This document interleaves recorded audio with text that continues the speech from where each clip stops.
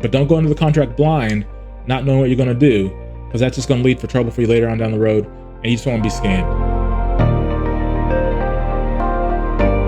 If you're looking to buy or sell a house, there's a couple things on a purchase sale agreement that you really need to look at. One is the address. You gotta make sure that sometimes, agents or even the person, if it's for sale by owner, you wanna make sure they put the right address, everything line by line on there correct. It could be the street, whether it's west or east, place or avenue. Don't let those simple things go through you, because if someone might be trying to trick you and put the wrong address on purpose, don't even pay attention, and you might put money down and not even buy the right house. 2, along with the address, make sure you check the tax records.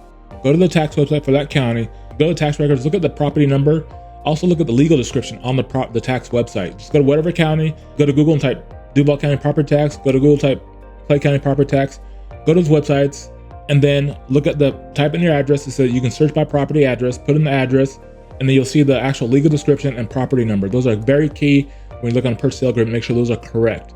It is up to your real estate agent, up to the seller, but it's also up to you to make sure you check these things. If you're the seller, check it. Make sure that the person that sent you a purchase sale agreement, they put the right information. If you're the buyer, make sure that when their real estate agent writes it up, that it's still the correct information. I know you hired an agent, but you just want to check these things, because these are very important as far as when you're buying a house or selling a house. Because these are very important when you're either buying or selling a house. So make sure these are correct. Again, we're talking about address, legal description, and property ID number. Another thing you gotta look out for is the closing date. Make sure they put the right closing date it's gonna work with. If you're buying a house, make sure it's working with the financing person, the lender, so that it all lines up correctly. You don't want to try to close too early and things mess up and the seller gets mad and they want to cancel the deal. Same thing if you're a seller. Make sure the closing date works for you.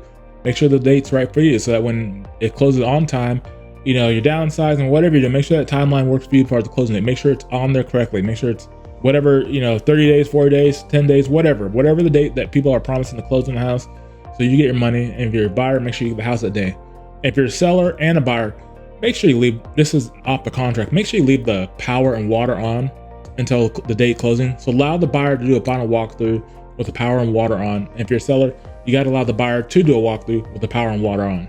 Also in the purchase sale agreement, check what items are included, whether it's the refrigerator, microwave, solar panels, whatever. Make sure you look at the contract and see what items are included, because the seller has a right to, if it wasn't marked in the contract, they can just take whatever they want with them. They can't take fixtures, stuff that's attached to the house, but stuff that's like, if you're walking in, oh man, I like this refrigerator, just go to a comment section on the contract and say, included all appliances, refrigerator, stove, washer and dryer, dishwasher. Make sure that all those are included in there. Everything that you think that you want with the house and you're negotiating for the house, make sure it's all in the comments, that what you expect to get when you purchase that house. And so the same thing for you. Make sure you review the contract, see what the buyer's asked for, and that way, if it's something you're not willing to give up, make sure you line through it and put your initial next to it, so the buyer will initial, hey, this refrigerator is not going with it, or whatever. Another big thing to check is contingencies. If you're a seller, check see if the buyer's trying to sell a house to buy your house. If they got to sell their home, that might mess up the timeline. Again, back to the closing date. They got to sell their house. Now you're waiting on their closing on the house they're selling for them to close on your house. So that can lead to some contingencies where you're like, okay, now it's not going to work out timeline wise. And same thing if you're a buyer, make sure that there's no contingencies that, oh, the seller needs to do XYZ, like get the roof fixed. You want these things done prior to closing. You want to get the roof done prior to closing. If the seller's owing you the roof, make sure you put that in the contract. Hey, we already know the roof's old. It's 20 years old. It's time to get a new roof. Put that in the contract as contingency, like, hey, we're not closing the house until you put a new roof on this house. So make sure all that's in writing when you're doing this purchase sale agreement. One of the most important things, of course, on the contract, make sure you look at the buyer and the seller on the contract, that your name's spelled correctly and the seller's name. When you went to the county website, you saw who owned the property. Make sure that's the person's name that's on the contract. It's the person who owned the property from the tax records. Don't listen to anybody else. Just make sure that matches up. Otherwise, if you don't have the person's name that owns the property that's from the tax records on there, then you're in trouble, because you don't know who you're buying the house from and you know if it's a scam. Same thing if you're a seller. Make sure when you see the person's name that purchased your house, check their proof of funds. Make sure the proof of funds matches who's buying the house. You don't want to say, it says, Robert Jones, and you look at the proof of funds and it says Sandy Smith. You don't want that. You need it to match up. So you want to make sure who's purchasing property, it's all the same person that you see on the proof of funds, whether it's a bank statement or if there's proof of funds from the lender. Either way, you want to make sure that those names match up. The person's on the contract buying the house and the person that's on the proof of funds, or it could be a company. Either way, you want to make sure all those match up. And if it's a company, sometimes it can be tricky, but you want to see the document says that this person's responsible for the company, and that's why their name's on there. Either way, just make sure everything matches up.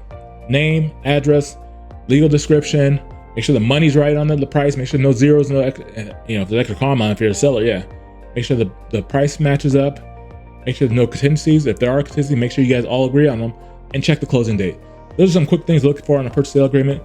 Again, if you're a buyer or seller, there's a lot of things to look at. So just make sure you review the contract. And if you have any questions about the contract, feel free to reach out to me. Feel free to reach out to your agent. Feel free to reach out to somebody. But don't go into the contract blind, not knowing what you're going to do, because that's just going to lead for trouble for you later on down the road. And you just want to be scammed. That's the main thing. Just want to make sure you're safe. Make sure you buy the house that you want. Make sure you sell the house that you want. Make sure you get the money you want. Thank you again for watching. Chris Moore. Talk to you later.